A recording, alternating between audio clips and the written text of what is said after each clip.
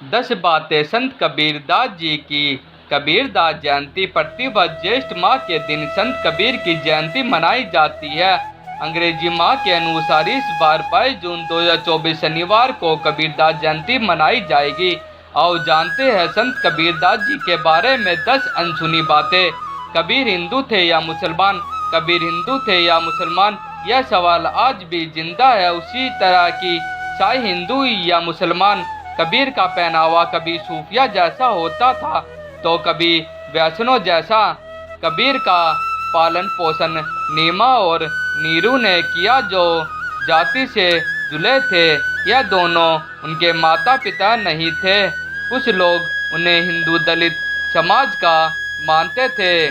काशी से, मगर ऐसी मान्यता है कि काशी में देह त्यागने वाला स्वर्ग और मगहर में देह त्यागने वाला नरक जाता है। कबीर जीवन भर काशी में रहे, लेकिन कबीर ने काशी के पास मगहर में देह त्याग दी।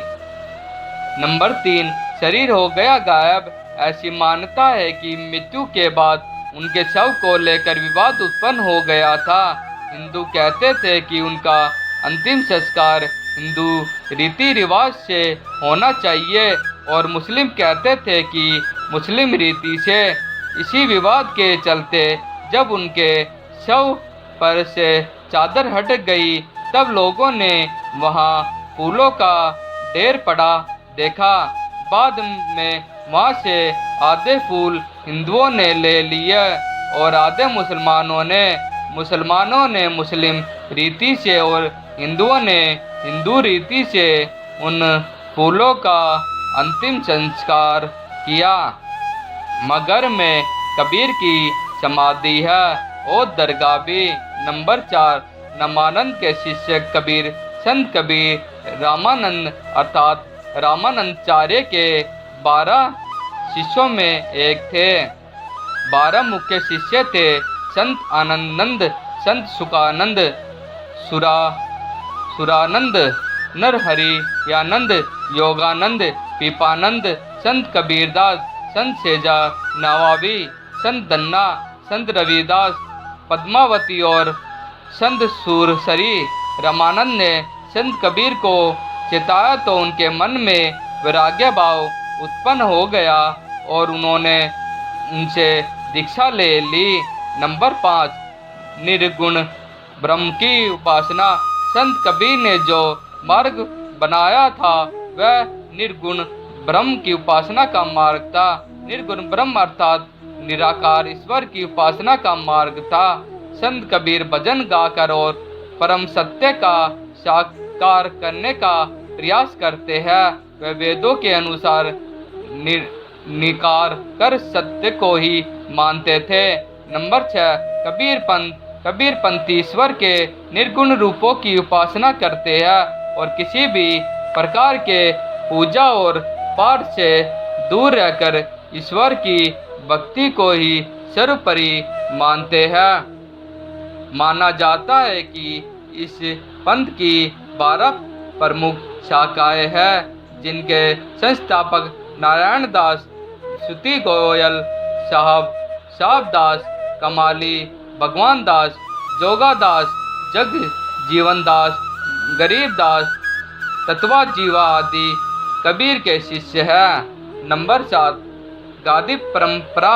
शुरुआत में कबीर साहब के शिष्य श्रुति गोपाल साहब ने उनकी जन्मभूमि वाराणसी में मूल गादी नाम से गादी परंपरा की शुरुआत की थी। इनके प्रधान भी श्रुति गोपाल ही थे। उन्होंने कबीर साहब की शिक्षा को देश भर में प्रचार प्रसार किया। कालांतर में मूलवादी की अनेक शाखाएं उत्तर प्रदेश, बिहार, आसाम, राजस्थान, गुजरात आदि प्रांतों में स्थापित होती गई।